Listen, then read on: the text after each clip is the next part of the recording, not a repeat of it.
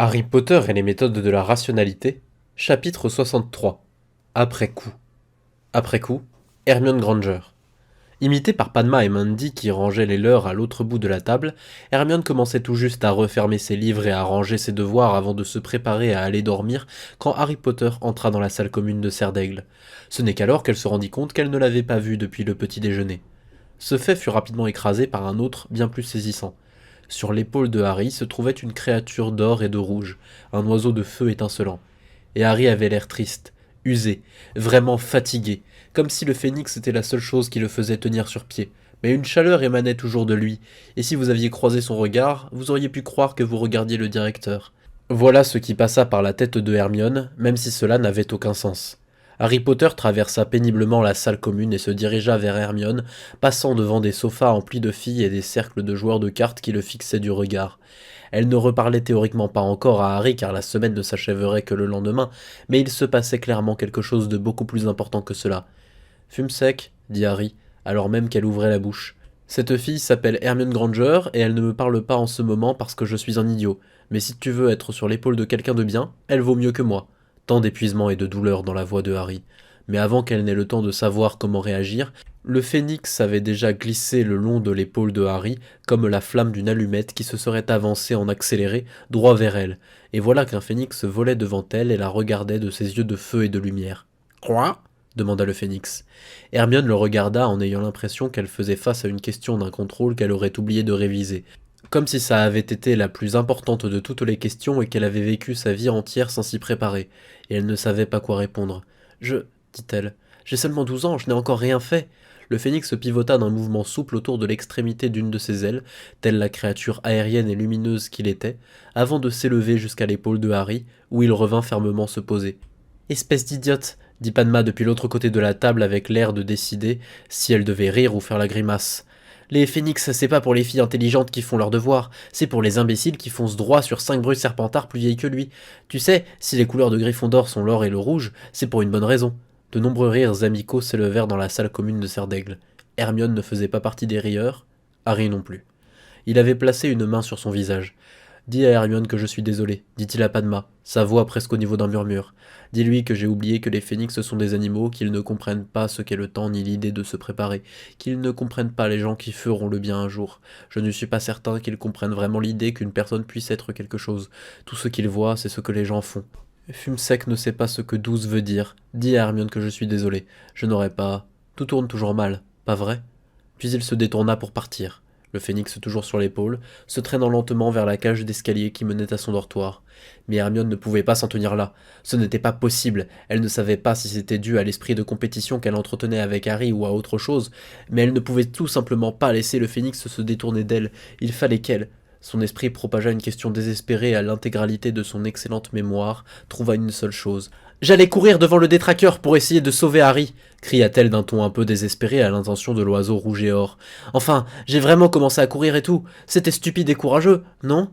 Au bruit d'un gazouillis, le phénix se propulsa de nouveau depuis l'épaule de Harry et revint vers elle comme une flamme qui aurait jailli, puis il fit 3 cercles autour d'elle, si bien qu'elle se retrouva au cœur d'un brasier, et les ailes du phénix effleurèrent sa joue l'espace d'un instant, avant que ce dernier ne s'élève de nouveau vers Harry. On put entendre des chuchotements dans la salle commune de Serre d'Aigle. Te l'avais dit Harry à voix haute. Puis il commença à gravir les escaliers qui menaient à sa chambre. Il sembla les monter très vite, comme s'il avait été particulièrement léger, si bien qu'un moment plus tard, lui et Fumsec étaient partis. Hermione leva une main tremblante vers la joue contre laquelle Fumsec avait fait courir son aile, une zone de chaleur qui demeurait comme si ce petit morceau de peau avait été immolé avec beaucoup de gentillesse.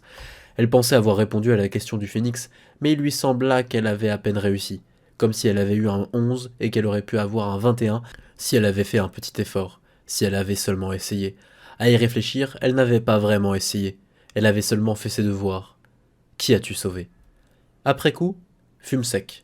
Le garçon s'était attendu à des cauchemars, à des cris, à des supplications, à des ouragans de vides hurlants, à ce que la décharge d'horreur se déverse dans sa mémoire et commence peut-être aussi à appartenir au passé. Et le garçon savait que les cauchemars viendraient.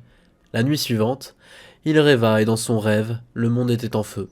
Poudlard était en feu, sa maison était en feu, les rues de Oxford étaient en feu, inondées de flammes qui brillaient mais ne consumaient rien.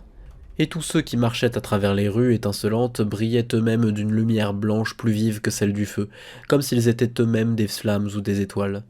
Les autres garçons de première année allèrent se coucher et virent de leurs yeux la merveille qui était déjà parvenue à leurs oreilles, que Harry Potter était allongé dans son lit, silencieux et immobile, tandis que, perché sur son oreiller, un oiseau rouge et or le surveillait, et que ses ailes lumineuses étaient étendues au-dessus de lui comme une couverture tirée sur son visage. Ses dettes attendraient un jour de plus. Après coup, Draco Malfoy. Draco remit ses robes en place et s'assura que la bordure verte était bien droite. Il agita sa baguette au-dessus de sa tête et prononça un sortilège que Père lui avait enseigné alors que les autres enfants jouaient encore dans la boue. Un sortilège qui garantissait que pas une peluche, pas une poussière ne viendrait salir ses robes de sorcier. Il se saisit de l'enveloppe mystérieuse que Père lui avait envoyée par l'entremise d'une chouette et la glissa dans ses robes. Il avait déjà utilisé Incendio et Everto sur le message mystérieux.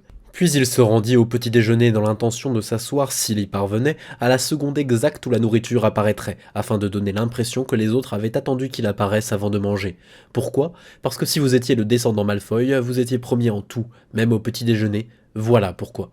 Vincent et Grégory l'attendaient à l'extérieur de sa chambre privée, debout avant lui, même s'il n'était bien sûr pas aussi élégamment vêtu. La salle commune de Serpentard était déserte, mais n'importe qui debout à cette heure se serait de toute façon immédiatement dirigé vers le petit déjeuner. Exception faite de leur propre bruit de pas, les pièces du donjon étaient silencieuses, vides et pleines d'écho. En dépit du faible nombre de personnes présentes, la grande salle était un brouhaha d'inquiétude. Quelques enfants plus jeunes pleuraient, d'autres couraient en tous sens entre les tables ou se tenaient face à face et se criaient dessus.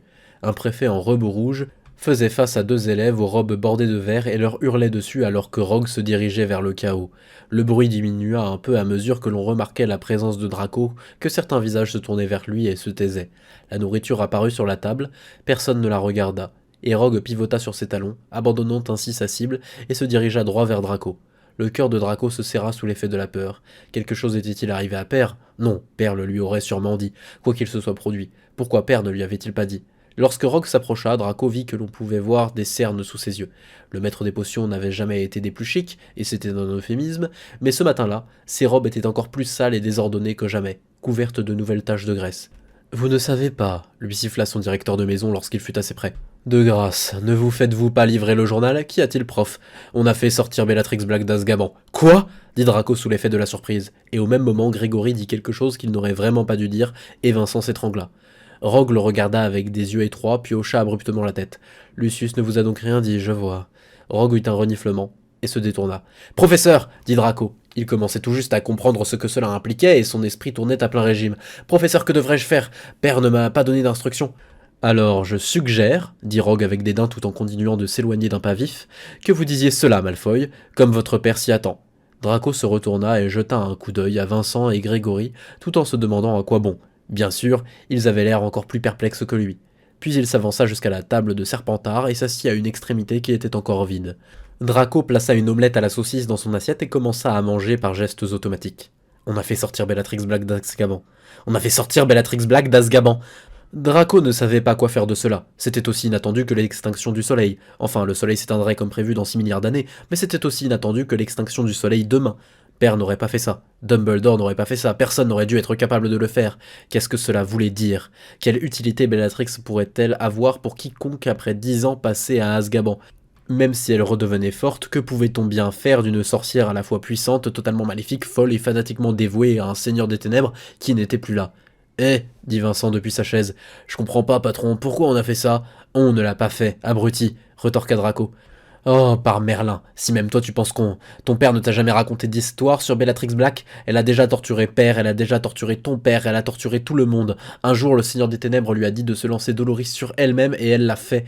Elle n'a pas fait des trucs dingues pour inspirer la peur et l'obéissance dans la populace. Elle a fait des trucs dingues parce qu'elle est dingue. C'est une garce, voilà ce qu'elle est. Ah, vraiment? Dit une voix outrée venue de derrière lui. Il ne leva pas les yeux. Grégory et Vincent auraient ses arrières. Je t'aurais cru heureux d'entendre qu'un mange-mort a été libéré, Malfoy. Amicus Scarrow avait toujours été une de ces autres personnes à problème, et Père avait un jour dit à Draco de se débrouiller pour ne jamais être seul dans la même pièce que lui. Draco se retourna et envoya à Flora et à Estia son rictus méprisant, numéro 3, celui qui disait « J'appartiens à une maison noble, pas vous, et oui, c'est important. » Draco dit, vaguement dans leur direction, ne daignant certainement pas s'adresser à eux en particulier, « Il y a mange-mort et mange-mort. » Puis il revint à son assiette. On put entendre 2 personnes prendre la mouche et 2 paires de chaussures déguerpir avec rage jusqu'à l'autre bout de la table de Serpentard. Quelques minutes plus tard, Millicent Bulstrode courut jusqu'à eux et dit, visiblement essoufflé, « Monsieur Malfoy, vous avez entendu ?»« Au sujet de Bellatrix Black ?» dit Draco. « Ouais. Non, au sujet de Potter. »« Quoi ? Potter s'est promené avec un phénix sur l'épaule la nuit dernière, et il avait l'air d'avoir été traîné à travers 5 km de boue. On dit que le phénix l'a emmené à Azkaban pour essayer d'arrêter Bellatrix Black, qu'ils se sont battus en duel et qu'ils ont fait sauter la moitié de la forteresse. »« Quoi ? Dit Draco. Il est tout simplement impossible que... » Draco s'interrompit. Il avait dit cela au sujet de Harry Potter un certain nombre de fois, et il avait commencé à remarquer la tendance.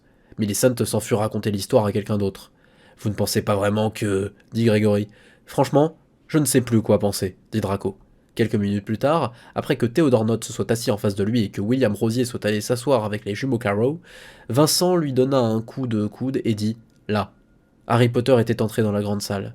Draco ne le quitta pas des yeux. Il ne pouvait voir ni inquiétude, ni surprise, ni indice de traumatisme sur le visage de Harry.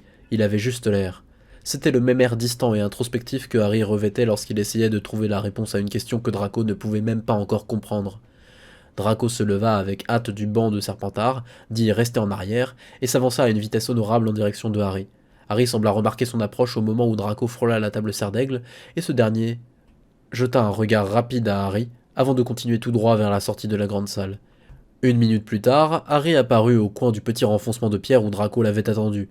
Même si cela n'avait peut-être pas trompé tout le monde, le déni serait plausible. « Sourdiname, » dit Harry. « Draco, qu'est-ce qui... » Draco sortit l'enveloppe de ses robes. « J'ai un message de père pour toi. »« Hein ?» dit Harry. Il prit l'enveloppe des mains de Draco, la déchira d'une façon bien peu soignée, en sortit une feuille de parchemin qu'il déplia et... Harry inspira subitement. Puis il regarda Draco, puis il rabaissa les yeux vers le parchemin. Il y eut un silence. Harry dit... Lucius t'a-t-il demandé de lui rapporter ma réaction ? Draco ne répondit rien pendant un moment, soupesant les possibilités, puis il ouvrit la bouche. Je vois donc qu'il te l'a demandé, continua Harry, et Draco se maudit. Il aurait dû le savoir, mais ça avait été difficile de décider. Que vas-tu lui dire ? Que tu étais surpris, dit Draco. Surpris, dit Harry d'un ton catégorique. Ouais, bien, dis-lui ça. Qu'est-ce que c'est ? Dit Draco. Puis, remarquant que Harry semblait hésiter, si tu mijotes avec père derrière mon dos, et Harry, sans dire un mot, donna la feuille à Draco. Elle disait. Je sais que c'était vous. C'est quoi ce... J'allais te le demander, dit Harry. As-tu la moindre idée de ce qui a pris à ton père ? Draco fixa Harry. Puis il dit. Est-ce que tu l'as fait ? Quoi ? dit Harry. Pour quelle raison est-ce que je pourrais vouloir... Comment est-ce que je pourrais... Harry, est-ce que tu l'as fait ? Non, dit Harry. Bien sûr que non. Draco avait écouté avec attention et n'avait détecté aucune hésitation ni vacillement. Il hocha la tête et dit. Je n'ai pas la moindre idée de ce que père pense, mais il est impossible. Il n'y a pas la moindre chance que ce soit un bon signe. Et les gens disent aussi... Quoi ? dit Harry d'une voix usée. Que disent les gens ? Est-ce qu'un phénix t'a vraiment emmené à Azkaban pour que tu essaies d'empêcher Bellatrix Black de s'échapper ? Après coup, Neville le long du bas. Harry venait juste de s'asseoir à la table serre d'aigle pour la première fois de la journée avec l'espoir de manger un morceau en vitesse. Il savait qu'il devait s'isoler et réfléchir à certaines choses, mais il restait un minuscule fragment de la paix du phénix, même après sa rencontre avec Draco, à laquelle il voulait encore s'accrocher. Comme un magnifique rêve dont il n'aurait pu rien se remémorer mis à part sa beauté. Et la partie de lui qui ne ressentait pas cette paix attendait que toutes les enclumes aient fini de lui tomber de la tête, dans l'espoir de pouvoir gérer tous les désastres d'un coup une fois qu'il serait seul et prêt à réfléchir. La main de Harry saisit une fourchette, souleva une bouchée de purée, l'approcha de sa bouche, et on entendit un cri. On entendait parfois des cris lorsque les gens apprenaient la nouvelle, mais les oreilles de Harry avaient reconnu celui-là. Il fut debout en un éclair et se dirigea vers la table Poufsouffle, une nausée naissante dans l'estomac. C'était l'un des paramètres auxquels il n'avait pas pensé lorsqu'il avait décidé de commettre le crime, car le professeur Quirrell n'avait pas prévu que quiconque serait au courant. Et maintenant, plus tard, Harry n'avait simplement... Il n'y avait pas pensé. Ça, dit Poufsouffle avec amertume, ça aussi, c'est de ta faute. Mais lorsque Harry parvint à la table, Neville était déjà assis et mangeait des saucisses grillées à la sauce de figue vive. Même si les mains du garçon de Poufsouffle tremblaient, il coupait sa nourriture et la mangeait sans rien faire tomber. « Bonjour, général !» dit Neville d'une voix qui ne vacillait que légèrement. « T'es-tu battu en duel contre Bellatrix Black la nuit dernière ?»« Non, » dit Harry. Quelque chose faisait vaciller sa voix à lui aussi. « Ça m'aurait étonné, » dit Neville. On entendit le bruit d'un couteau qui traversait une saucisse et raclait contre une assiette. « Je vais la pourchasser et la tuer. Je peux compter sur ton aide ?» On put entendre des hoquets d'inquiétude venus de la masse Poufsouffle qui s'était assemblée autour de Neville. « Si elle s'en prend à toi, » dit Harry d'une voix rauque, « s'il s'avère que j'ai commis une terrible erreur, que tout n'était qu'un mensonge, je te défendrai de ma vie. Laisserai pas ce que j'ai fait te mettre en danger, quoi qu'il en coûte. Mais je ne t'aiderai pas à la pourchasser. On n'aide pas ses amis à se suicider, Neville. » La fourchette de Neville s'interrompit sur son trajet vers sa bouche. Puis il mit le morceau de nourriture dans sa bouche, mâcha de nouveau, avala, et dit « Je ne voulais pas dire tout de suite, je voulais dire après Poudlard. » Neville, dit Harry en contrôlant sa voix avec une grande précaution. Je pense que même après Poudlard, il se peut que ce soit encore une idée stupide. Et il y a sûrement des aurores avec bien plus d'expérience qui sont sur sa trace. Oh attends, ça ne va pas. Écoute-le, dit Ernie Macmillan. Puis une poufsouffle plus âgée qui se tenait non loin de Neville renchérit. Neville, s'il te plaît, réfléchis-y, il a raison. Neville se leva et dit Ne me suivez pas, s'il vous plaît. Puis il s'éloigna d'eux. Harry et Ernie tendirent involontairement la main vers lui, et d'autres poufsouffles firent de même. Neville s'assit à la table Gryffondor, et ils purent entendre, en faisant un effort, sa voix lointaine qui disait « Je vais la pourchasser et la tuer après Poudlard. Quelqu'un veut m'aider ?» Et au moins 3 voix dirent oui, puis Ron Weasley dit d'une voix forte « Faites la queue, vous autres, j'ai eu une chouette de maman qui m'a dit d'annoncer à tout le monde qu'elle est Prams. » Et quelqu'un dit « Molly Weasley contre Bellatrix Black ?» Mais à qui veut-elle faire croire ça? Et Ron tendit la main vers une assiette, saisit un muffin, quelqu'un toucha l'épaule de Harry et il se retourna pour découvrir une fille au visage peu familier, aux robes bordées de vert et plus âgée que lui, qui lui tendait une enveloppe en parchemin avant de s'éloigner à grands pas. Il fixa l'enveloppe pendant un moment, puis commença à se diriger vers le mur le plus proche. Ce n'était pas très intime, mais ça suffirait, et il ne voulait pas donner l'impression qu'il y avait tant que ça à cacher. Ça avait été une livraison du système Serpentard, qui était utilisé par ceux qui ne voulaient pas que quiconque sache qu'ils avaient communiqué. L'expéditeur donnait une enveloppe et une dizaine de noises à quelqu'un qui avait la réputation d'être un messager respectable. Cette personne récupérait 5 noises, passait l'enveloppe à un autre messager avec les 5 noises restantes, et ce second messager ouvrait l'enveloppe pour y trouver une autre enveloppe sur laquelle était écrit le nom de la personne à qui elle devait être délivrée. Ainsi, aucune des 2 personnes impliquées dans la transmission du message ne connaissait à la fois l'expéditeur et le destinataire, si bien que personne d'autre ne savait que les 2 camps avaient été en contact. Lorsqu'il eut atteint le mur, il mit l'enveloppe dans ses robes, l'ouvrit à l'abri de celle-ci, et jeta un coup d'œil discret au parchemin qu'il en sortit. Le parchemin disait « Salle de classe à gauche de métamorphose, 8 heures du matin. LL ». Harry le regarda, essayant de se souvenir s'il connaissait quelqu'un ayant pour initiale LL. Son esprit chercha, trouva. « La fille du chicaneur ?» chuchota Harry d'un ton incrédule. Puis il ferma la bouche, elle n'avait que 10 ans, elle n'aurait même pas dû être à Poudlard. Après coup. Le Sat Lestrange. À 8 heures du matin, Harry attendait dans la salle de classe vide voisine de celle de métamorphose après être parvenu à ingérer un peu de nourriture en préparation du prochain désastre, Luna Lovegood. La porte de la salle de classe s'ouvrit, Harry le vit, et il se donna un énorme coup de pied mental. Encore une de ces choses auxquelles il n'avait pas pensé, une de ces choses auxquelles il aurait vraiment dû penser. Les robes bordées de vert du garçon plus âgé étaient de travers et maculées de taches rouges qui ressemblaient vraiment à de petits points de sang frais, tandis qu'un coin de sa bouche avait l'air d'avoir été coupé puis soigné par un épixei ou un autre de ces charmes médicaux mineurs qui ne réparaient pas entièrement les dommages. Le visage de Lestat Lestrange était recouvert de larmes, certaines fraîches, d'autres à moitié séchées, et ses yeux humides en annonçaient d'autres à venir. « Surdinam » dit le garçon plus âgé, puis « Hominum Revelio », puis d'autres, tandis que Harry réfléchissait aussi vite qu'il le pouvait sans rien trouver. Puis le Sat abaissa sa baguette, la rangea dans ses robes, et, lentement cette fois, cérémonieusement, le garçon plus âgé que Harry tomba à genoux sur le sol poussiéreux de la salle de classe.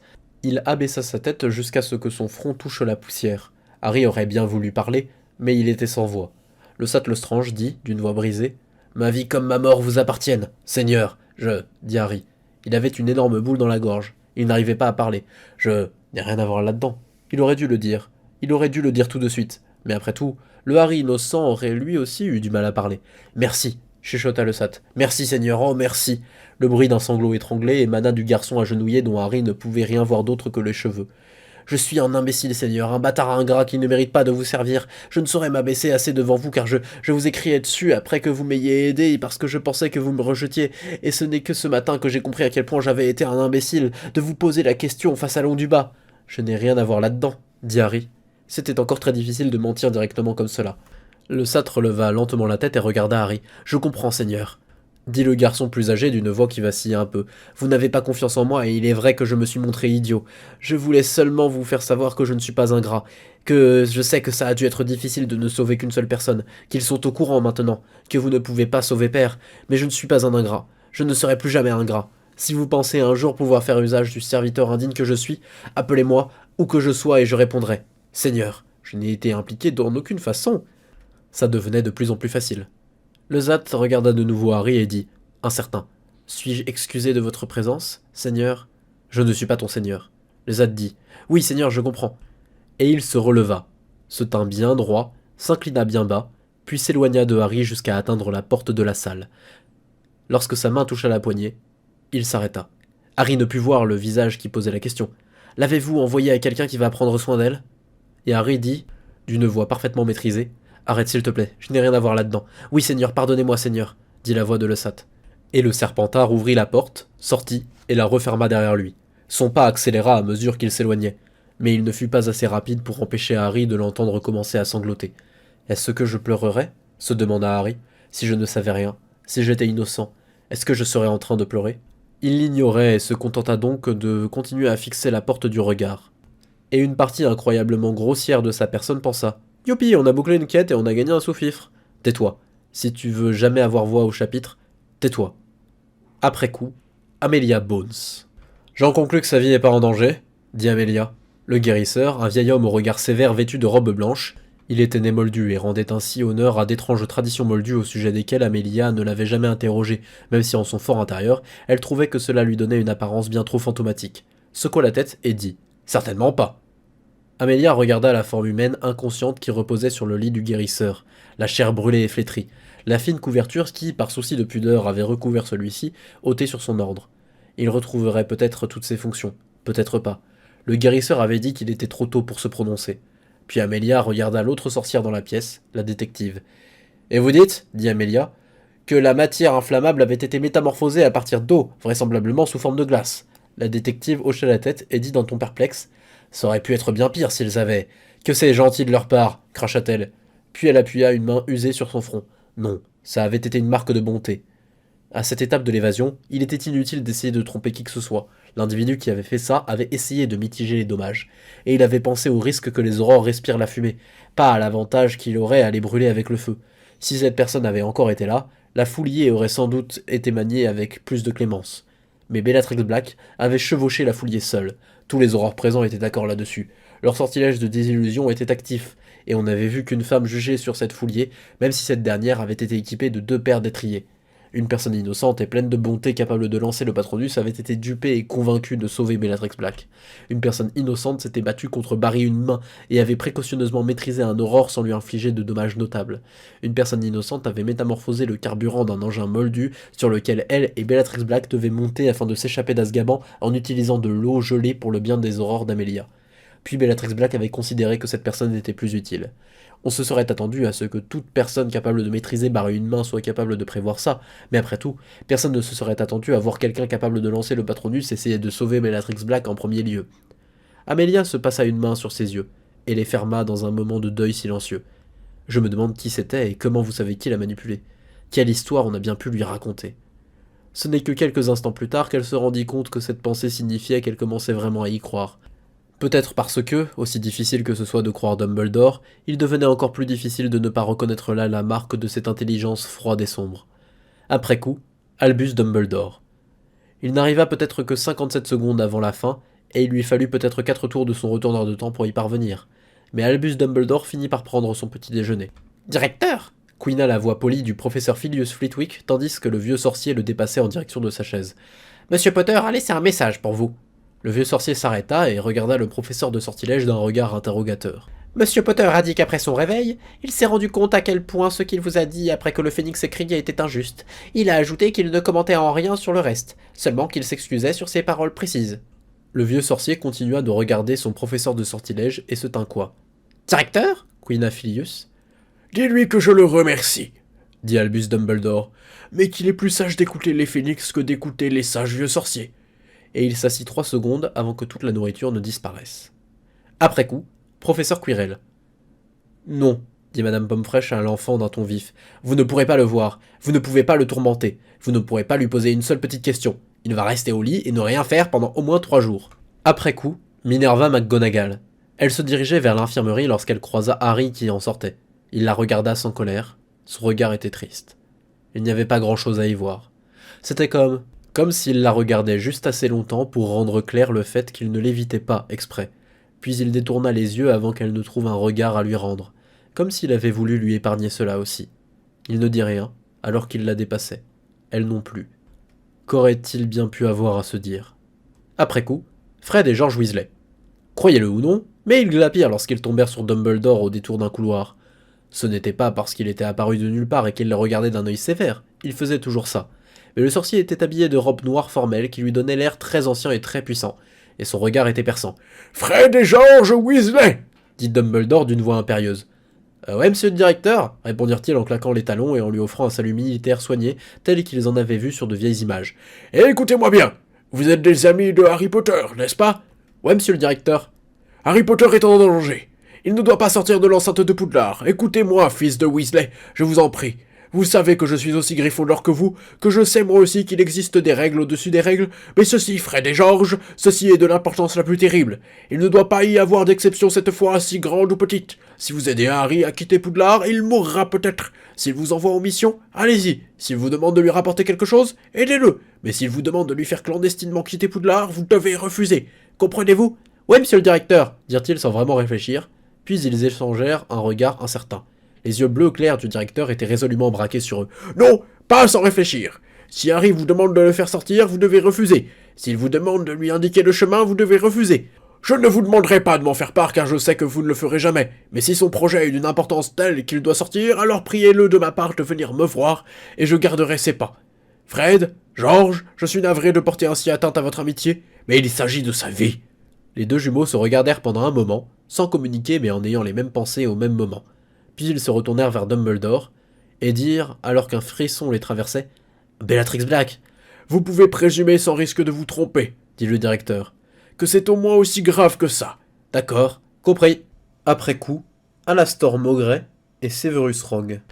Lorsqu'Alastor Maugret avait perdu son œil, il avait commandité les services d'un cernaigle des plus érudits, Samuel H. Leal, dont Maugret se méfiait moins que la moyenne, car il avait décidé de ne pas le dénoncer comme loup-garou non déclaré. Et il avait engagé Lial pour que ce dernier compile une liste de tous les yeux magiques connus et de tout indice existant quant à leur emplacement. Lorsqu'il eut la liste entre les mains, il ne s'était pas fatigué à en lire la majeure partie, parce qu'au sommet de celle-ci se trouvait l'œil de Vance, venu d'une ère antérieure à Poudlard, et alors en la possession d'un puissant mage noir à la tête d'un petit trou à rat oublié qui n'était ni en Angleterre, ni dans un pays où il aurait pu se soucier des règles idiotes. C'est ainsi qu'Alastor Maugret perdit son pied gauche, acquit l'œil de Vance, et que les âmes opprimées d'Hurulade furent libérées pendant une période de 2 semaines, au terme de laquelle un autre mage noir combla le vide du pouvoir qui avait été formé. Il songea ensuite à aller s'emparer du pied gauche de Vance, mais décida de ne pas le faire lorsqu'il comprit que c'était exactement ce à quoi les autres s'attendaient. Maugret Folleuil pivotait lentement et sans cesse, surveillant le cimetière de Little Angleton. Le lieu aurait dû être plus morbide, mais sous la lumière du jour, il n'avait l'air d'être qu'un parc herbeux jonché de tombes ordinaires encerclées de chaînes d'un métal torsadé, fragile et facile à grimper, que les moldus utilisaient en lieu et place d'une enceinte. Maugret ne comprenait pas ce que les moldus pensaient au sujet de ces chaînes. Prétendaient-ils qu'elles étaient des murailles? Il avait décidé de ne pas demander si les criminels moldus prétendaient eux aussi qu'il y avait une enceinte. Maugret n'avait pas vraiment besoin de pivoter pour surveiller le cimetière.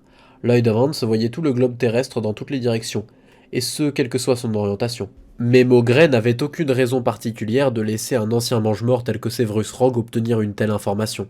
Parfois, les gens disaient que Maugret était paranoïaque. Maugret leur avait toujours répondu de survivre 100 ans à combattre des mages noirs et de revenir lui en parler après. Maugret Folleuil avait un jour calculé combien de temps il lui avait fallu pour entretenir ce niveau de prudence, qu'il considérait aujourd'hui comme acceptable. Il avait soupesé l'expérience qui lui avait été nécessaire pour être bon plutôt que chanceux, et il avait commencé à soupçonner que la plupart des gens mourraient avant d'en arriver là.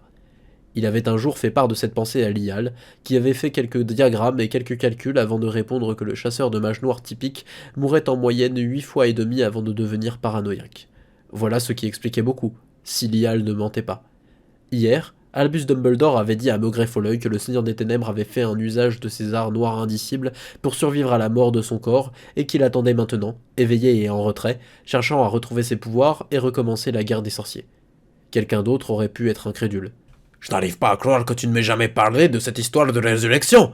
dit Maugret Folleuil, d'un ton particulièrement acerbe. « Est-ce que tu te rends compte du temps que ça va me prendre de visiter les tombes de tous les ancêtres de tous les mages noirs que j'ai tués qui auraient pu être assez malins pour trouver la Horcrux? Ne me dis pas que c'est aujourd'hui que tu t'occupes de celle-ci !»« Je lui réadministre une dose chaque année, » répondit Severus Rogue d'un ton calme, en débouchant la 3e fiole d'une série dont l'homme avait prétendu qu'elle comprendrait 17 bouteilles, et en commençant à agiter sa baguette au-dessus de celle-ci. Les autres tombes ancestrales que nous avons pu localiser ont été empoisonnées uniquement avec des substances durables, car certains d'entre nous ont moins de temps libre que vous. Maugret regarda le fluide qui s'échappait de la fiole le long d'une spirale et qui disparaissait dans la terre pour se rendre là où la moelle des os s'était un jour trouvée. Mais tu penses que ça mérite l'effort de tendre ce piège au lieu de simplement détruire les os? S'il considérait que celui-ci était bloqué, il aurait d'autres moyens de revenir à la vie, dit Rogue d'un ton sec en débouchonnant une quatrième bouteille. Et avant que vous ne me le demandiez, ça doit être la tombe originelle, celle du premier enterrement, dont les os doivent être enlevés pendant le rituel mais pas avant. Il ne peut donc pas les avoir récupérés plus tôt, et il n'y a pas non plus d'intérêt à substituer à ce squelette celui d'un ancêtre plus faible. Il remarquerait que les os ont perdu tout leur pouvoir. Qui d'autre est au courant de ce piège demanda Maugret. Vous, moi, le directeur, personne d'autre. Maugret renifla. Bah, Albus a-t-il parlé du rituel de résurrection à Amelia, à Barthémius et à cette femme McGonagall? Oui. Si Voldy découvre que Albus est au courant du rituel de résurrection et qu'il le leur a dit, il comprendra qu'il me l'a dit à moi. Et Voldy sait que je passerai ça. Il secoua sa tête d'un air dégoûté. Quels autres moyens Voldy a-t-il de revenir à la vie? La main de Rogue s'arrêta sur la cinquième bouteille. Elle était évidemment sous l'effet d'un sortilège de désillusion, comme tout le reste de la procédure, mais ce genre de choses n'avait strictement aucune importance pour Maugret et ne faisait que vous marquer dans le champ de vision de son œil comme quelqu'un essayant de se cacher. Et l'ancien mange-mort répondit. Vous n'avez pas besoin de le savoir. Tu as peur, fiston dit Maugret d'un ton moyennement approbateur. Qu'est-ce qu'il y a dans les bouteilles? Rogue ouvrit la cinquième bouteille, puis fit un geste de baguette afin que la substance commence à couler vers la tombe avant de dire. Celle-ci, un narcotique moldu appelé LSD. Une conversation que j'ai eue hier m'a mis le monde moldu en tête et le LSD m'a semblé être l'option la plus intéressante, si bien que je me suis dépêché d'en obtenir. Si cette substance est incorporée à la potion de résurrection, je soupçonne que ses effets puissent être permanents. Qu'est-ce que ça fait? On dit que ces effets sont impossibles à décrire à quelqu'un qui ne l'a pas utilisé, répondit Rogue d'une voix traînante. Et je ne m'y suis pas essayé. Maugret approuva d'un hochement de tête alors que Rogue ouvrait la sixième fiole. Et celle-ci? Filtre d'amour. Filtre d'amour? Pas du genre habituel. Elle est censée déclencher un lien mutuel avec une femelle villa atrocement gentille du nom de Verdandi, dont le directeur espère que, s'ils s'aimaient vraiment l'un et l'autre, elle pourrait bien le racheter. Même lui. Arr dit Maugret. Ce satané idiot, quel sentimental! Tout à fait, dit Severus Rogue d'un ton calme, concentré sur son travail. Dis-moi au moins que tu as un peu de venin de malagriffe là-dedans. Seconde fiole. Poudre de Lucan? Soit la 14e, soit la 15e. Stupéfaction de balle, dit Maugret, nommant ainsi un narcotique particulièrement addictif doté d'effets secondaires intéressants sur les personnes à tendance serpentard. Maugret avait un jour vu un mage noir extrêmement dépendant déployer des efforts grotesques pour voir une victime poser ses mains sur un porte-au-loin très précis au lieu de juste faire en sorte que quelqu'un lui jette une noise piégée lors de sa prochaine visite en ville. Et après avoir fait tout ce travail, la personne intoxiquée avait fait l'effort supplémentaire de mettre en place un second portus sur le même porte-au-loin qui avait, lors d'un deuxième contact, ramené la victime en sécurité. Encore aujourd'hui, même en prenant la drogue en compte, Maugret n'arrivait pas à s'imaginer ce qui avait pu traverser l'esprit de l'homme au moment où il avait lancé le second portus. 10e fiole, dit Rogue. Venin de basilic, proposa Maugret. Quoi? Cracha Rogue. Le venin de serpent est un composant actif de la potion de résurrection, sans parler du fait qu'il dissoudrait les os et toutes les autres substances. Et où est-ce qu'on mettrait la main sur? Calme-toi, fiston, je vérifiais juste si on pouvait te faire confiance. Maugret Folleuil continua sa rotation, complètement inutile, et surveilla le cimetière tandis que le maître des potions continuait de verser. Attends, dit soudain Maugret. Comment est-ce que tu sais que c'est vraiment là que... Parce qu'il y a marqué Tom Jedusor sur la pierre tombale, facile à déplacer, dit sèchement Rogue, et je viens de gagner 10 mornilles du directeur qui a parié que vous y penseriez avant la 5e bouteille, au temps pour votre vigilance constante. Il y eut un silence. Combien de temps Albus a-t-il mis à 3 ans après que nous ayons appris l'existence du rituel, répondit Rogue d'un ton qui n'était pas tout à fait de son sardonique habituel. Rétrospectivement, nous aurions dû vous consulter plus tôt. Rogue déboucha la 9e bouteille. Nous avons aussi empoisonné toutes les autres tombes avec des substances durables, remarqua l'ancien mange-mort. Il est possible que nous soyons dans le bon cimetière. Il n'avait peut-être pas prévu les choses autant à l'avance lorsqu'il était en train de massacrer sa famille, et il ne pourrait pas avoir déplacé la tombe. Son véritable emplacement ne ressemble plus à un cimetière, dit catégoriquement Maugret. Il a déplacé toutes les autres tombes et il a lancé oubliette au mordu. Même Bellatrix Black n'en saurait rien jusqu'à quelques instants avant le début du rituel. À part lui, personne ne connaît son véritable emplacement. Ils poursuivirent leur futile ouvrage. Après coup, Blaise Zabini. La salle commune de Serpentard aurait pu être très précisément décrite comme une zone remilitarisée. Au moment où vous auriez franchi le trou du portrait, vous auriez pu voir que la moitié gauche de la pièce n'adressait certainement plus la parole à la moitié droite et vice-versa. Il était éminemment clair, et il n'y avait nul besoin d'expliquer qu'on n'avait pas la possibilité de ne pas choisir son camp. À une table au centre de la pièce, Blaise Zabini était assis seul, un sourire en coin, penché sur ses devoirs. Il avait une réputation à présent, et il comptait bien la garder. Après coup, Daphne Greengrass et Tracy Davis. T'as fait quelque chose d'intéressant aujourd'hui dit Tracy. Non, répondit Daphné. Après coup, Harry Potter. Si vous montiez assez haut dans Poudlard, vous finissiez par ne plus voir grand monde, seulement des couloirs, des fenêtres, des escaliers, un portrait ici ou là, parfois une curiosité comme une statue en bronze ou une petite créature au poil touffu semblable à un petit enfant et muni d'une étrange lance à pointe plate. Si vous montiez assez haut dans Poudlard, vous finissiez par ne plus voir grand monde, ce qui convenait très bien à Harry. Il y avait probablement des endroits bien pires où se retrouver emprisonné. En fait, il aurait probablement été difficile d'imaginer une meilleure prison qu'un ancien château dont la structure fractale et éternellement changeante signifiait qu'on ne pouvait jamais être à court de lieux à explorer. Un château rempli de gens et de livres intéressants, rempli de connaissances incroyablement importantes et ignoré de la science moldue.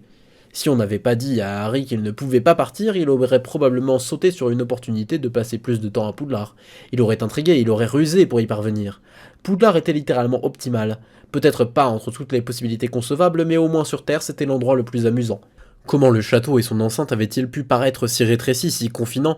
Comment le reste du monde avait-il pu sembler tellement plus intéressant, tellement plus important à l'instant où on avait dit à Harry qu'il n'avait pas le droit de partir? Il y était depuis des mois, et il ne s'était jamais senti claustrophobe jusqu'à maintenant.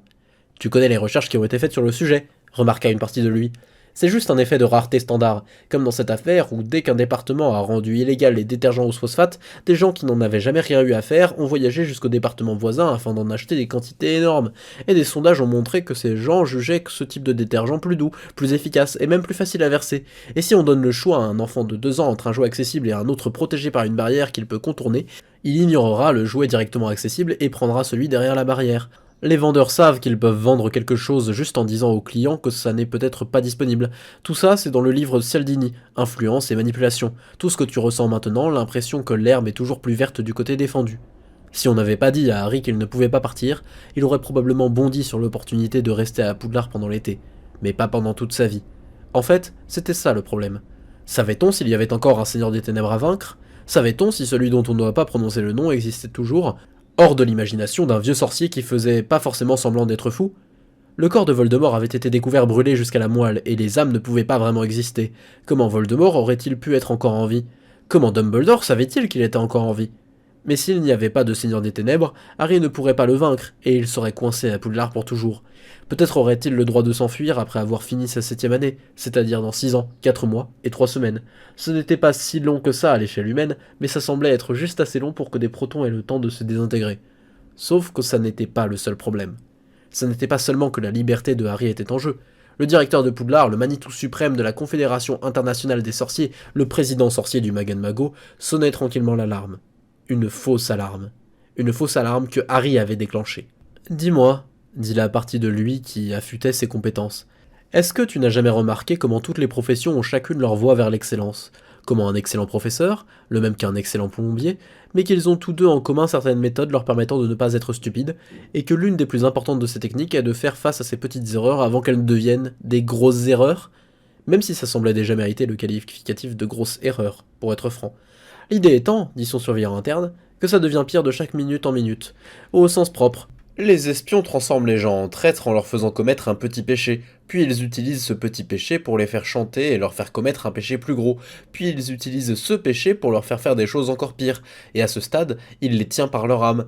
N'as-tu jamais pensé au fait que la personne que l'on fait chanter, si elle pouvait voir la voix qui l'attendait, déciderait simplement de recevoir le premier coup, de révéler son premier péché? N'as-tu jamais décidé que c'est ce que tu ferais si quelqu'un essayait un jour de te faire chanter et d'obtenir de toi que tu fasses quelque chose de grave pour masquer quelque chose de bénin? Vois-tu la similarité qui se présente ici, Harry James Potter Evansverse?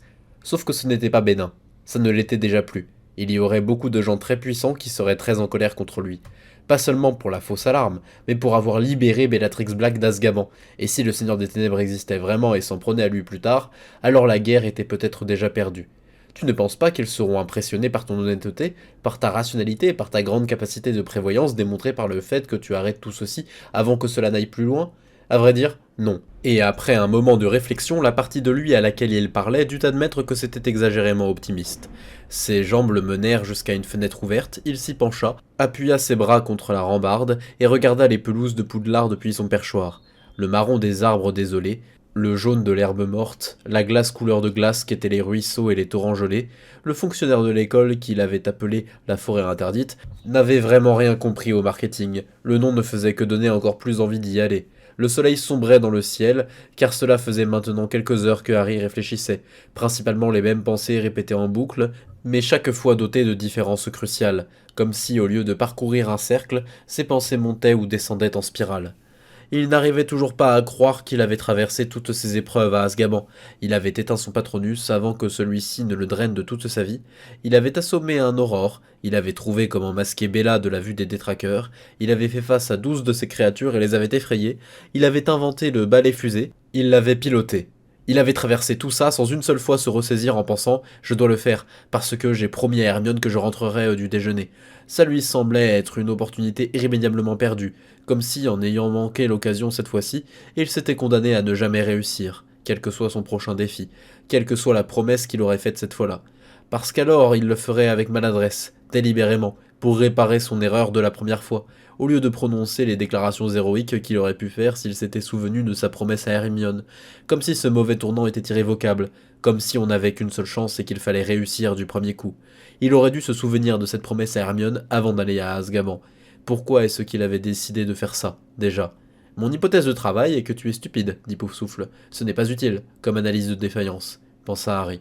Si tu veux plus de détails, dit Poufsouffle, le professeur de défense de Poudlard était là. Faisons sortir Bellatrix Black d'Azkaban. Et tu étais là. Ça marche. Attends, ça n'est pas juste. Eh, dit Poufsouffle. T'as vu comment, maintenant que tu es là-haut, tous ces arbres se fondent les uns dans les autres et comment la forme de la forêt devient visible? Pourquoi avait-il fait ça? Pas suite à un calcul des coûts et des bénéfices, ça c'était certain. Il avait été trop gêné pour sortir une feuille de papier et commencer à calculer les utilités attendues. Il avait eu peur que le professeur Quirrell cesse de le respecter s'il refusait, ou même s'il hésitait trop à secourir une vierge en détresse. Quelque part au fond de lui, il s'était dit que si son mystérieux professeur lui offrait sa première mission, sa première chance, un appel vers l'aventure, et qu'il disait non, alors son mystérieux professeur le quitterait, dégoûté, et qu'il n'aurait plus jamais une chance d'être un héros. Ouais, c'était ça. Rétrospectivement, c'était ça l'explication. Il s'était mis à penser que sa vie avait une intrigue et qu'il s'agissait plus là d'un rebondissement que, oh, disons, que d'une proposition de faire sortir Bellatrix Black d'Azkaban. Ça avait été la véritable raison derrière sa décision, pendant la fraction de seconde où elle avait été prise. Quand son cerveau avait reconnu la perception d'un fil narratif où une réponse négative aurait été dissonante. Et quand on y réfléchissait, ce n'était pas une façon rationnelle de prendre des décisions. Le but réel du professeur Quirrell avait été d'obtenir les derniers restes du savoir perdu de Serpentard avant que Bellatrix ne meure et qu'il ne soit irrévocablement perdu. Cela semblait incroyablement sain d'esprit par comparaison. C'était un bénéfice proportionné avec ce qui n'avait alors semblé être qu'un faible risque. Ça ne semblait pas juste, vraiment pas juste que ce soit ça qui se produise quand il perdait sa main mise sur sa rationalité pendant juste une fraction de seconde. La petite fraction de seconde dont son cerveau avait eu besoin pour décider qu'il trouverait les arguments pour oui plus agréables que les arguments pour non pendant la discussion qui avait suivi. De là-haut, loin au-dessus des arbres fondus les uns parmi les autres, Harry regarda la forêt. Il ne voulait pas se confesser, ternir sa réputation à tout jamais et mettre tout le monde en colère contre lui. Peut-être même finir tué par un seigneur des ténèbres. Il aurait préféré être enfermé à Poudlard plutôt que de subir ça. Tel était son sentiment. Et il était donc agréable, soulageant même, de pouvoir s'accrocher à un seul facteur décisif, qui était que, si Harry avouait, le professeur Quirrell irait à Azkaban et y mourrait.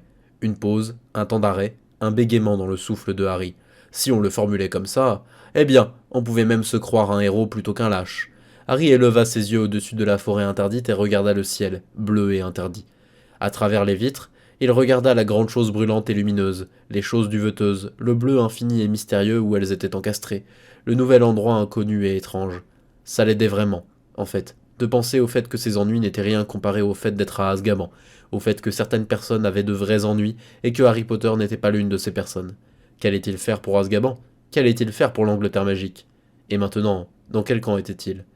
Sous la radieuse lueur du jour, toutes les paroles d'Albus Dumbledore avaient certainement semblé bien plus sages que celles du professeur Quirrell. Supérieures, plus intelligentes, plus morales, plus commodes. Ne serait-ce pas bien mieux si elles étaient vraies? Et il lui fallait se souvenir que c'était Dumbledore qui croyait à quelque chose parce que ça sonnait bien, mais que c'était le professeur Quirrell qui était sain d'esprit. Encore une interruption dans son souffle, comme à chaque fois qu'il pensait au professeur Quirrell. Mais ce n'était pas non plus parce que quelque chose sonnait bien que c'était faux. Et si le professeur Quirrell avait un déséquilibre mental, c'était qu'il avait un point de vue trop négatif sur les choses. Vraiment? Demanda la partie de Harry qui avait lu 18 millions de résultats expérimentaux sur l'excès de confiance et d'optimisme dont faisaient preuve les gens. Le professeur Quirrell est trop pessimiste. Si pessimiste que ses attentes sont régulièrement en deçà de la réalité, empaille-le et mets-le dans un musée alors, parce que c'est le seul au monde. Lequel de vous deux a prévu le crime parfait avant d'y incorporer toute la marge d'erreur et tous les plans de secours qui ont fini par te sauver la peau juste au cas où le crime parfait tournerait mal? Indice, il ne s'appelle pas Harry Potter. Mais pessimiste n'était pas une description correcte du problème dont souffrait le professeur Quirrell. S'il avait vraiment un problème, s'il ne paraissait pas simplement supérieur en vertu de la sagesse née de son expérience. Mais aux yeux de Harry, il semblait que le professeur Quirrell interprétait toujours tout de la pire des façons possibles. Si vous donniez au professeur Quirrell un verre à 90% plein, il vous dirait que la partie vide à 10% prouvait que personne n'accordait vraiment d'importance à l'eau.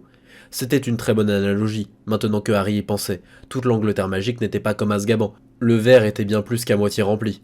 Il regarda le ciel bleu et limpide. Même si, en suivant cette analogie, l'existence d'Azkaban prouvait peut-être que les 90% bons étaient là pour d'autres raisons, pour faire montre de bonté comme l'avait dit le professeur Quirrell. Car s'ils étaient vraiment bons, auraient-ils jamais construit Azkaban? N'auraient-ils pas pris d'assaut la forteresse afin de la détruire? Il regarda le ciel bleu et limpide. Si vous vouliez être un rationaliste, il fallait lire un sacré nombre d'études sur les failles de la nature humaine, et si certaines de ces failles n'étaient que d'innocentes erreurs logiques, d'autres étaient bien plus sombres. Il regarda le ciel bleu et limpide et pensa à l'expérience de Milgram. Stanley Milgram avait inventé cette expérience pour étudier les causes de la Seconde Guerre mondiale, pour essayer de comprendre pourquoi les citoyens allemands avaient obéi à Hitler. Alors il avait devisé une expérience pour étudier l'obéissance, pour voir si les Allemands, pour une raison ou une autre, étaient plus prompts à obéir à des ordres dictant de faire souffrir autrui. Il avait commencé par une version pilote de son expérience sur des sujets américains afin d'avoir un groupe témoin. Après ça, il ne s'était pas embêté à essayer en Allemagne. Dispositif expérimental, une série de 30 boutons alignés horizontalement avec des étiquettes allant de 15 volts à 450 volts, avec une étiquette supplémentaire par groupe de 4 boutons. Le premier groupe était marqué « choc léger », le sixième « choc d'une extrême intensité », le septième « danger, choc sévère », et les deux derniers boutons étaient seulement marqués d'un XXX. Un acteur complice de l'expérimentateur était présenté au véritable sujet comme étant quelqu'un comme lui, quelqu'un qui avait répondu à une annonce cherchant des participants pour une expérience sur l'apprentissage et qui avait perdu à une loterie truquée, si bien qu'il serait attaché à une chaise et équipé d'électrodes. Le véritable sujet de l'expérience recevait un léger choc au moyen des électrodes, juste pour qu'il voie comment ça fonctionne. On disait ensuite au véritable sujet que l'expérience portait sur les effets de la punition sur l'apprentissage et la mémoire, et que cette partie du test cherchait à savoir si les résultats changeaient en fonction de la personne qui infligeait la punition. La personne attachée sur la chaise devait s'efforcer de mémoriser des ensembles de paires de mots, et à chaque fois que l'apprenant ferait une erreur, l'enseignant devrait administrer un choc de plus en plus fort. À 300 volts, l'acteur cessait d'essayer de répondre et commençait à frapper le mur, ce sur quoi l'expérimentateur disait au sujet de considérer une absence de réponse comme une mauvaise réponse, et de continuer. À 315 volts, l'acteur frappait de nouveau sur le mur. Puis plus un son, jusqu'à la fin de l'expérience. Si le sujet soulevait des objections ou refusait d'appuyer sur un bouton, l'expérimentateur, tout en maintenant une attitude passive, habillé d'une blouse grise de laboratoire, disait « Poursuivez, s'il vous plaît ». Puis, l'expérience requiert que vous poursuivez. Puis, il est absolument essentiel que vous poursuiviez. Puis, vous n'avez pas le choix. Vous devez continuer. Si la quatrième incitation échouait, l'expérience s'arrêtait. Avant de procéder à son expérience, Milgram avait décrit le dispositif expérimental et avait demandé à 14 doctorants en psychologie quel pourcentage de sujets irait, selon eux, jusqu'à 450 volts, et jusqu'aux deux derniers boutons marqués XXX, après que la victime ait cessé de réagir. La réponse la plus pessimiste avait été 3%. Le véritable résultat avait été 26 sur 40. Les sujets avaient sué, grogné, bégayé, ri nerveusement, mordu leurs lèvres, enfoncé leurs ongles dans leur chair, mais sur indication de l'expérimentateur, ils avaient pour la plupart continué à administrer ce qu'ils croyaient être des chocs électriques douloureux, dangereux et potentiellement mortels, jusqu'à la fin. Harry pouvait entendre le professeur Quirrell rire dans son esprit, sa voix disant quelque chose comme « Eh bien, monsieur Potter, même moi je n'avais pas été aussi cynique. Je savais que les hommes trahissaient les principes qui leur étaient le plus chers pour l'argent et le pouvoir, mais je ne m'étais pas rendu compte qu'il suffisait d'un regard sévère. » Il était dangereux d'essayer de faire des conjectures en psychologie évolutionniste si on n'était pas un psychologue évolutionniste professionnel. Mais quand Harry avait appris l'existence de l'expérience de Milgram, l'idée lui était venue que de telles situations s'étaient probablement produites de nombreuses fois dans l'environnement ancestral et que la plupart des ancêtres potentiels qui avaient essayé de désobéir à l'autorité étaient morts, ou du moins qu'ils ne s'en étaient pas aussi bien sortis que les plus serviles. Les gens se croyaient bons et moraux, mais quand on les poussait un peu, un interrupteur s'allumait dans leur cerveau, et il était soudain beaucoup plus difficile de défier l'autorité qu'ils ne l'avaient cru. Même si vous y parveniez, ce ne serait pas simple, Ce ne serait pas juste une démonstration d'héroïsme sans effort. Vous trembleriez, votre voix se briserait, vous auriez peur. Dans ces conditions, seriez-vous toujours capable de défier l'autorité? Harry cligna alors des yeux car son cerveau venait d'établir un lien entre l'expérience de Milgram et ce que Hermione avait fait lors de son premier cours de défense, lorsqu'elle avait refusé de tirer sur un de ses camarades, même lorsque l'autorité lui avait dit qu'elle devait le faire. Elle avait tremblé, elle avait eu peur, mais elle avait quand même refusé. Harry avait vu cet événement se produire sous ses yeux, et il n'avait pas établi de lien avant cet instant. Il baissa les yeux vers l'horizon rougissant. Le soleil sombrait de plus en plus bas, le ciel s'assombrissait, se grisait, et même s'il était encore bleu, il deviendrait bientôt noir. Les couleurs rouge et or du soleil et de son coucher lui rappelaient Fumsec, et il se demanda à l'espace d'un instant si c'était triste d'être un phénix, d'appeler, de crier sans jamais recevoir de réponse. Mais Fumsec n'abandonnerait jamais, il renaîtrait autant de fois qu'il mourrait, car il était un être de lumière et de feu, et désespéré au sujet d'Azkaban appartenait autant aux ténèbres qu'Azkaban elle-même. Si on vous donnait un verre à moitié vide et à moitié plein, telle était la réalité, telle était la vérité des choses. Mais il restait la possibilité de choisir ce que vous ressentiez, la possibilité de désespérer de sa moitié vide ou de se réjouir de l'eau présente. Milgram avait essayé certaines variantes de son test. Lors de la 18e expérience, le sujet n'avait eu qu'à énoncer les questions à la victime attachée à sa chaise et à enregistrer les réponses pendant que quelqu'un d'autre appuyait sur les boutons. Vous voyiez la même souffrance et les mêmes coups frénétiques suivis d'un silence. Mais ce n'était pas vous qui appuyez sur les boutons. Vous ne faisiez que regarder et poser les questions à la personne qui se faisait torturer. 37 des 40 sujets de cette expérience avaient continué de participer jusqu'à la fin, jusqu'au bouton de 450 volts marqué XXX. Mais si vous aviez été le professeur Quirrell, vous auriez pu décider d'en tirer un certain cynisme. Mais 3 des 40 sujets avaient refusé de participer jusqu'à la fin. Les Hermione. Elles existaient vraiment. Ces personnes qui ne lanceraient pas un sort d'attaque simple sur un de leurs camarades même si le professeur de défense le leur avait ordonné, celles qui avaient abrité les gitans, les juifs et les homosexuels dans leur grenier pendant l'Holocauste, et avaient parfois perdu leur vie en retour. Ces gens appartenaient-ils à une espèce séparée du reste de l'humanité? Possédaient-ils un appareillage cérébral différent, un ensemble de circuits neuronaux supplémentaires que les mortels moindres n'avaient pas? Mais c'était peu probable, compte tenu de la logique de la reproduction sexuée qui impliquait que les gènes de machinerie complexe se désordonnaient au-delà de tout espoir de réparation lorsqu'ils n'étaient pas universels. Quels que soient les composants qui formaient Hermione, tout le monde avait les mêmes quelque part à l'intérieur. Enfin, c'était une pensée agréable, mais elle n'était pas strictement vraie. Les lésions cérébrales étaient une réalité. Les gens pouvaient perdre des gènes. La machinerie complexe pouvait cesser de fonctionner, les sociopathes et les psychopathes existaient, ces gens qui ne possédaient pas les composants qui leur permettaient de se soucier des autres. Peut-être Voldemort était-il né ainsi, ou peut-être avait-il su ce qu'était le bien, mais avait-il quand même choisi le mal? À ce stade, ça n'avait plus la moindre importance, mais une super majorité de la population devait être capable d'apprendre à faire ce que Hermione et ceux qui avaient résisté à l'Holocauste avaient fait. Ces gens qui avaient vécu l'expérience de Milgram, ceux qui avaient tremblé, sué et ri nerveusement tout en appuyant sur tous les boutons jusqu'à ceux marqués d'un XXX. Nombre de ces gens avaient ensuite écrit à Milgram pour le remercier de ce qu'ils avaient découvert sur eux-mêmes. Cela aussi faisait partie de l'histoire, de la légende de l'expérience légendaire. Le soleil était maintenant presque englouti, et un dernier fragment surplombait les sommets des arbres lointains. Harry regarda ce fragment. Ses lunettes étaient censées protéger contre les ultraviolets. Il devait donc pouvoir le regarder directement sans endommager ses yeux. Il la regarda, cette petite fraction de lumière qui n'était ni obscurcie, ni bloquée, ni cachée, même si ce n'était que 3/40, même si les 37 autres étaient là quelque part, les 7,5% du verre qui était plein, qui prouvait que les gens accordaient de l'importance à l'eau, même si cette préoccupation intérieure était trop souvent vaincue. Si les gens n'en avaient vraiment rien eu à faire, le verre aurait été entièrement vide. Si tout le monde avait été comme vous savez qui en son fort intérieur, il n'y aurait eu aucun résistant contre l'Holocauste. Harry regarda le crépuscule du deuxième jour du reste de sa vie et sut qu'il avait changé de camp. Parce qu'il ne pouvait plus vraiment y croire, pas vraiment, pas après s'être rendu à Azkaban. Il ne pouvait plus faire ce que 37 personnes sur 40 attendraient de lui en les lisant.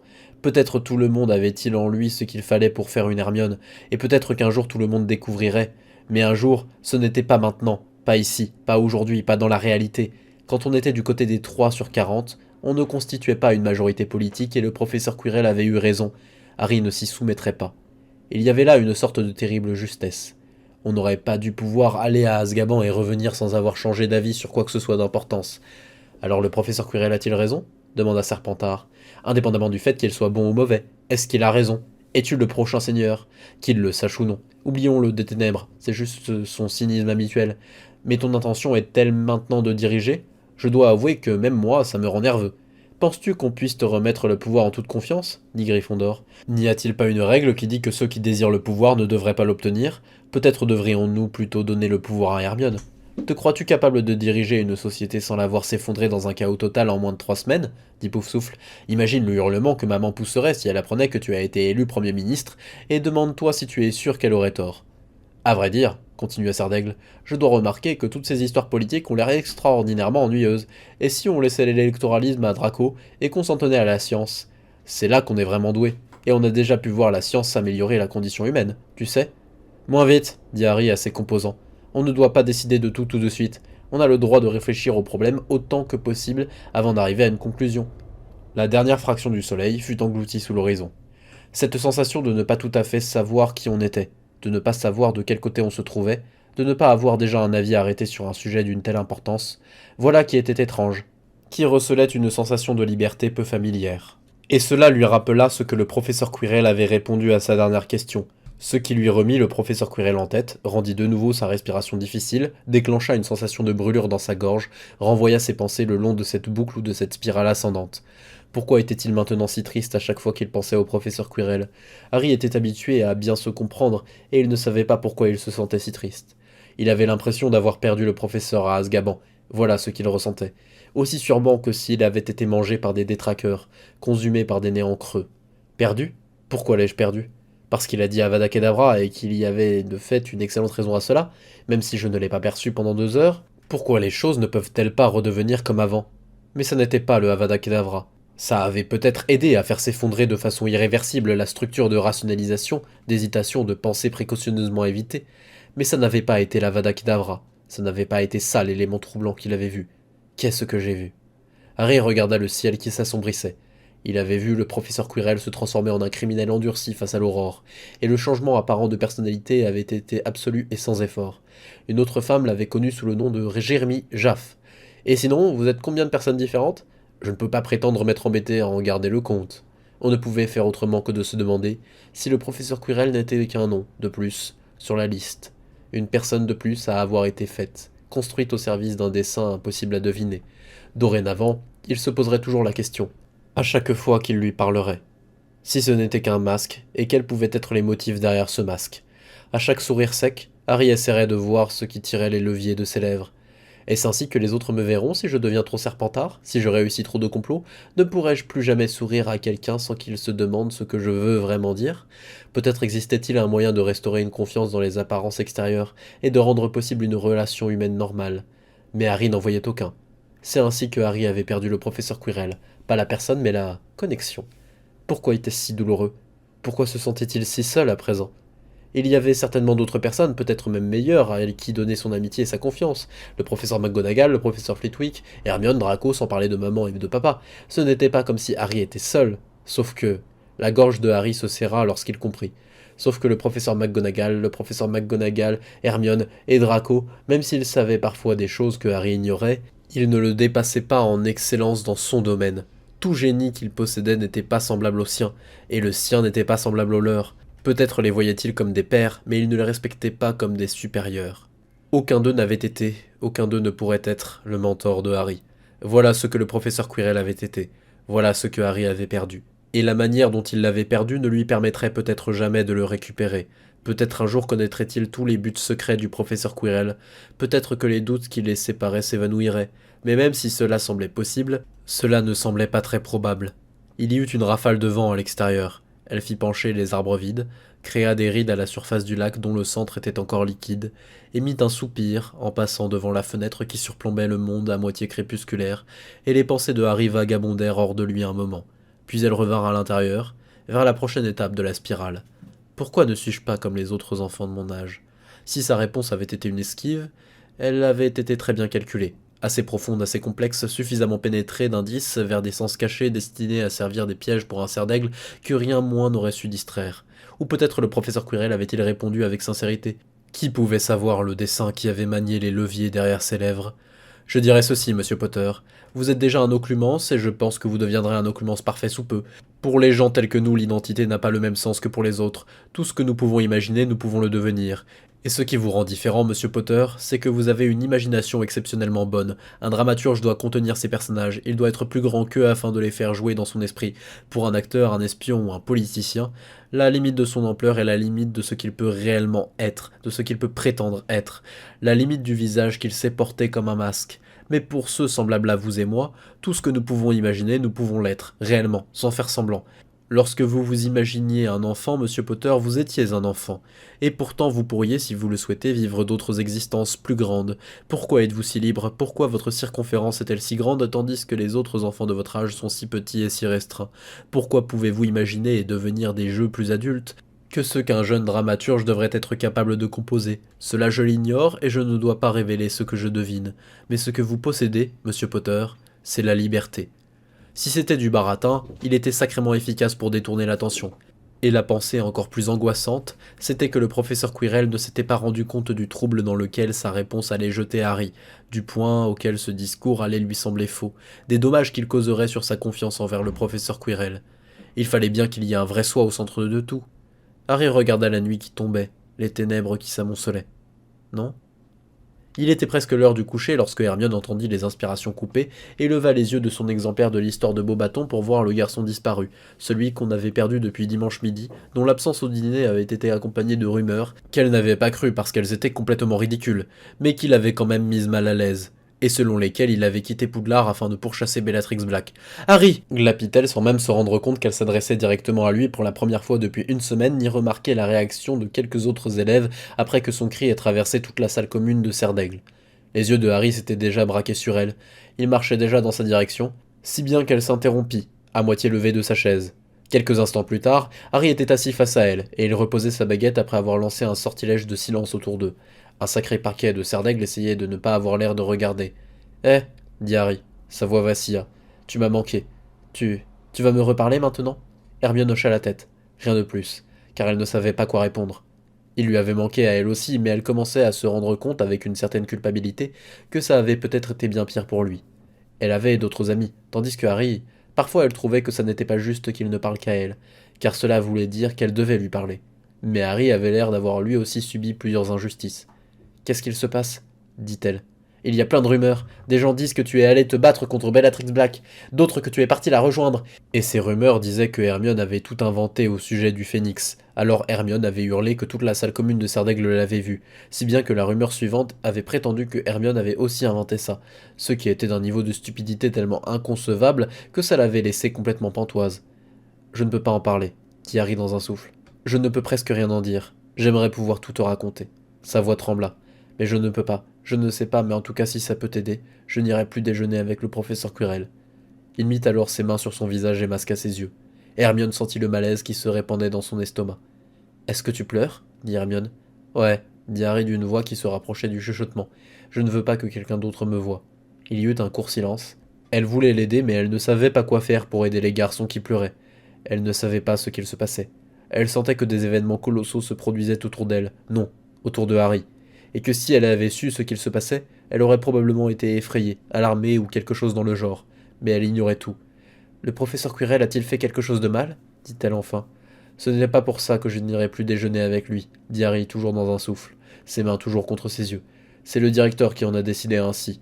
Mais ouais, le professeur Quirrell m'a dit certaines choses, et je crois qu'elles ont diminué ma confiance en lui. » La voix de Harry vacillait beaucoup. « Je me sens assez seul en ce moment. » Hermione mit sa main sur sa propre joue, là où Fumsec l'avait effleuré la veille. Elle avait continué à penser à ce contact encore et encore, peut-être parce qu'elle voulait que ce soit important, que cela ait un sens. « Est-ce que je peux faire quelque chose pour t'aider ?» demanda-t-elle. « Je veux faire quelque chose de normal, » dit-il de derrière ses mains. « Quelque chose de très normal pour des élèves de Poudlard en première année. Quelque chose que les enfants de 11 et 12 ans comme nous sont censés faire, comme de jouer à une partie de bataille explosive par exemple. Est-ce que tu aurais les cartes et est-ce que tu connaîtrais les règles par hasard ?»« À vrai dire non, je ne connais pas les règles, dit-elle. Je sais qu'elles explosent. » « Et les bavoules, dit Harry, connaît pas les règles et elle te crache dessus. Harry, ce sont des jeux de garçons. » Il y eut un silence. Harry appuya ses mains contre son visage pour l'essuyer, puis il les retira, et il la regarda alors avec un air sans défense. « Eh bien, dit Harry, que les sorciers et les sorcières de notre âge font-ils quand ils jouent? Tu sais, le genre de jeu idiot et futile auquel on est censé jouer à cet âge.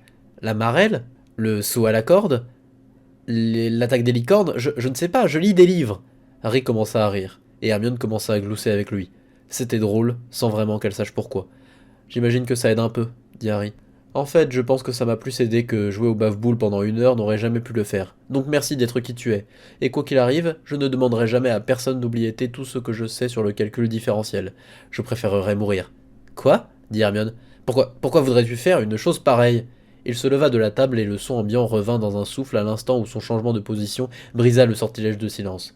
Je suis un peu fatigué, je vais me coucher, dit Harry, d'une voix maintenant normale et narquoise. J'ai perdu un peu de temps et je dois le rattraper, mais je te verrai au petit déjeuner puis en botanique, si ça ne te dérange pas. Sans parler du fait que ça ne serait pas juste de te faire porter tout le poids de ma dépression. Bonne nuit, Hermione. Bonne nuit, Harry, dit-elle, tout en se sentant très perplexe et inquiète. Beau rêve. Harry trébucha un peu lorsqu'elle dit cela. Puis il continua vers les escaliers qui menaient au dortoir des garçons de première année.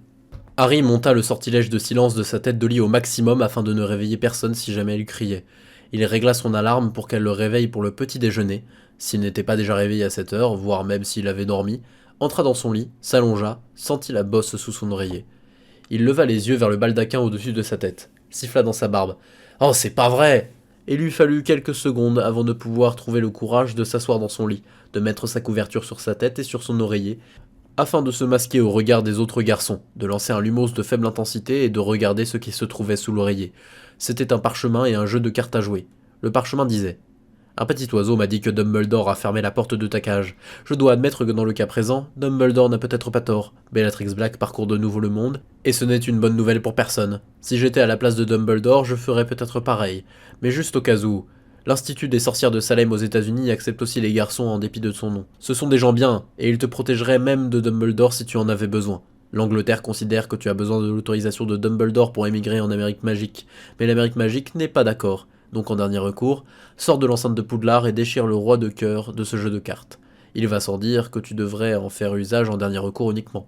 Porte-toi bien, Harry Potter. Le Père Noël. Harry regarda le paquet de cartes. Il ne pourrait pas l'emmener ailleurs. Pas maintenant. Les porte-loin ne fonctionnaient pas ici. Mais il était quand même nerveux à l'idée de le prendre et de le cacher dans sa malle. Eh bien, il avait déjà touché le parchemin, qui aurait aussi bien pu être muni d'un piège magique, si piège il y avait. Mais quand même. Wingardium Leviosa, chuchota Harry, et il fit léviter le paquet de cartes à côté de son alarme, dans une poche de sa tête de lit. Il s'en occuperait demain. Il se rallongea dans son lit, ferma les yeux, prêt à rêver sans Phénix, pour le protéger. Prêt à payer ses dettes. Il se leva dans un sursaut d'horreur, pas dans un cri. Il n'avait pas crié de la nuit, mais sa couverture était enroulée autour de lui suite au mouvement brusque qu'avait eu sa forme endormie lorsqu'il avait rêvé qu'il courait, qu'il essayait d'échapper au trou dans l'espace qui le poursuivait à travers un couloir de métal éclairé par de faibles lampes à gaz, un couloir de métal infiniment long éclairé par de faibles lampes à gaz, et il n'avait pas su, dans le rêve, que toucher ces vides l'aurait tué de façon horrible et aurait laissé un corps vide qui respirait toujours derrière lui. Tout ce qu'il avait su, c'était qu'il fallait qu'il court loin de ses blessures dans le monde qui glissait derrière lui. Il recommença à pleurer, non pas à cause de l'horreur de la poursuite, mais parce qu'il s'était enfui, alors que quelqu'un derrière lui appelait à l'aide, lui criait de revenir, de la sauver et de l'aider, qu'on la mangeait, qu'elle allait mourir. Et dans le rêve de Harry, Harry s'était enfui au lieu de la sauver. « Ne pars pas !» De derrière la porte de métal, la voix lui parvint dans un cri. « Non, non, non, non, ne pars pas, ne l'emmène pas, non, non, non !» Pourquoi Fumsec s'était-il jamais posé sur son épaule? Harry était parti. Fumsec aurait dû le haïr. Fumsec aurait dû haïr Dumbledore. Il était parti. Fumsec aurait dû haïr tout le monde. Le garçon n'était pas éveillé. Il ne rêvait pas non plus. Ses pensées étaient mêlées, confuses, dans les ombres à la frontière du sommeil et de l'éveil, sans la protection des barrières de sécurité que son esprit conscient s'imposait, sans les règles et les censeurs. Dans ces ombres, son cerveau était assez réveillé pour penser, mais quelque chose d'autre était trop ensommeillé pour agir. Ses pensées étaient sauvages, libres des contraintes du concept de soi, des idéaux de son soi éveillé quant à ce qu'il ne devait pas penser. C'était la liberté des rêves de son cerveau pendant le sommeil de son image de lui, libre de répéter encore et encore le nouveau pire cauchemar de Harry. « Non, je ne voulais pas, ne meurs pas s'il te plaît, non, je ne voulais pas, ne meurs pas s'il te plaît, non, je ne voulais pas, ne meurs pas s'il te plaît !» Une rage grandit le long du dégoût de soi, un courroux terrible et brûlant. Une haine de glace pour le monde qui avait infligé ça à la femme, pour lui-même, et dans cet état de demi-sommeil, Harry fantasma d'évasion, de façon d'échapper au dilemme moral. Il s'imagina flottant au-dessus de la vaste horreur triangulaire d'Azkaban, chuchotant une incantation dans un langage qui ne ressemblait à rien qui ait jamais été entendu sur Terre, proférant des murmures qui faisaient écho à travers le ciel et qu'on pouvait entendre à l'autre bout du monde, puis l'explosion d'un feu d'argent de Patronus, semblable à une explosion nucléaire qui déchiqueta tous les détraqueurs en l'espace d'un instant, avant de déchirer les murs de métal d'Azkaban, de broyer les longs couloirs et les faibles lumières oranges. Puis son cerveau se souvint que des gens s'y trouvaient, et réécrit le fantasme à moitié rêvé pour révéler tous les prisonniers qui riaient en s'envolant par nuées de la carcasse flambante d'Azkaban, alors que la lumière d'argent restaurait la chair et leurs membres en plein vol, et Harry commença à pleurer de plus en plus fort dans son oreiller, parce qu'il était incapable, parce qu'il n'était pas Dieu. Il avait juré sur sa vie, sur sa magie, sur son art de rationaliste. Il avait juré sur tout ce qu'il tenait pour sacré et tous ses souvenirs heureux. Il avait fait le serment. Alors il fallait qu'il fasse quelque chose. Il fallait qu'il fasse quelque chose. Il fallait qu'il fasse quelque chose. Peut-être que c'était futile. Peut-être que suivre les règles était futile. Peut-être qu'il fallait juste brûler Azkaban. Et de fait, il avait juré qu'il le ferait. Alors maintenant il fallait qu'il le fasse.